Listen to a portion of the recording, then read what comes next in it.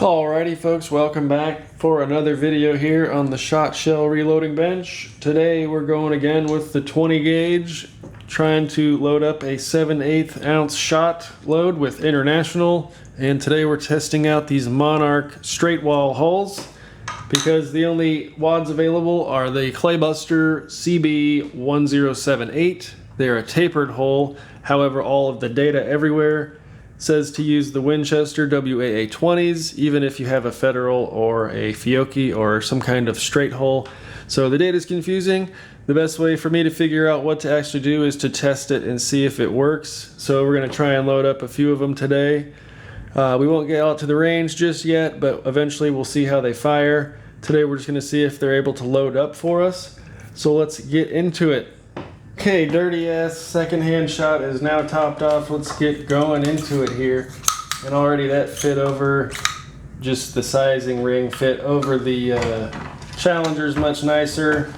These ones have high brass and it seems like that size just perfectly. Yes, there's our case head, new primer. See how this feels. Yep, piece of cake. And we're able to get that off the sizing ring, no problem. Sometimes if your high brass is too high, then that's going to stick on there and you'll have to find an alternative method to get that off, aka take out your little priming station, and that'll give you enough depth to push that out there. Let's get our powder charge here. Boom, International with the data coming right off the bottle there for the 7/8 ounce shot. Okay, now we need a wad, and I actually am going to reuse this one from the Challenger video. We just pulled those apart from those couple failed rounds. Okay, that felt all right. Compress the wad there. Yeah, so far that's looking mighty fine. We'll let this guy drive by on his motorcycle.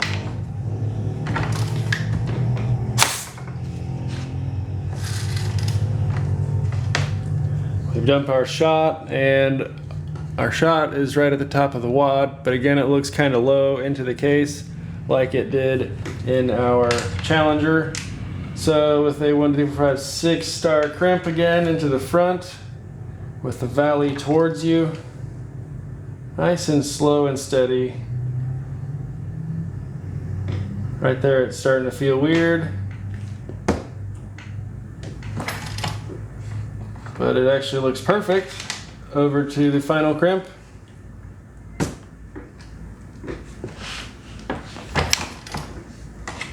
Okay, and we caved in at the bottom just a hair.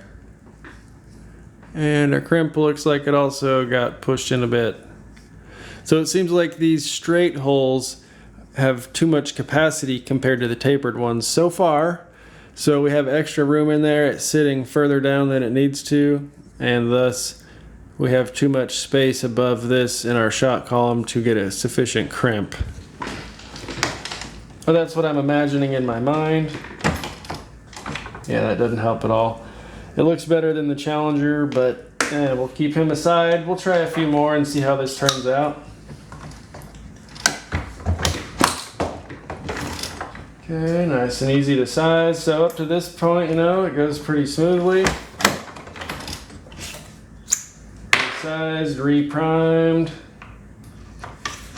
And these barely fit under there for the 2 3/4 inch size there. Or 2.5. The standard sizing, I forget because I'm a dummy. Okay, there we go. Powder. We'll go with a new wad just to see if the old wad was different for some reason. Okay. Yeah, that still looks just fine. Come back for some shot. And see, this first one seemed perfect after our pre-crimp. I don't know if I'm lined up. I need a valley. There we go. Nice and easy. Yeah, so we started to bend in here a bit. I dislike that. We'll go to right there where it feels like it's going to start squishing. And actually, yeah, that's better as long as I don't bottom out. But we can still lose some shot out of the top. So if I don't bottom it out like an idiot, that part's fine, but I still need just a little more shot to fill that up properly. So we'll try one more and see if it's a continuing trend. That way we don't waste the components on all 5 of those. Oh yeah, and it's also interesting to me that so far 20 gauge, it seems like 4 out of the 5 holes I have all have high brass compared to 12 gauge, which is all low brass. I don't know if that's just a quick identifier. Oh, high brass, 20 gauge, because I know that's why they're yellow. Oh, yellow, 20 gauge. So I don't know if it's just overly redundant to give them high brass as an indicator or what. I don't know, man.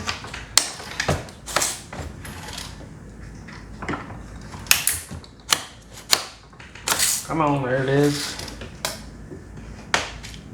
Yep, that looks fine. And we'll go nice and slow again. Okay. Pre-crimp. Yeah, we got the side again.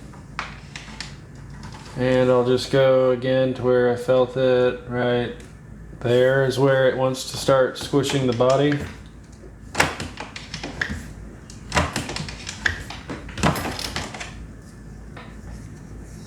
Okay, well, it'll definitely shoot. That one's the best looking as far as our crimp. We did not squish the body, but I think these are going to be a lot better for a full 1 ounce load compared to the 7/8. But we've got these loaded up. I don't know if they'll make it to the range or not. This one might. These two look pretty suspicious. What do you guys think? Would you shoot them? Would you take them? It would be silly to put them in your pocket and go hunting with them, because you can just barely squeeze that and you'll start losing shot. And then the more you lose, the easier it is to compress, and then the more you lose. So, you know, maybe the fingernail polish trick, hit those so they don't leak out, just so I can get them to the range. But this is unacceptable here and here. And yeah, we didn't squish the other two, but again, the crimp was a little questionable.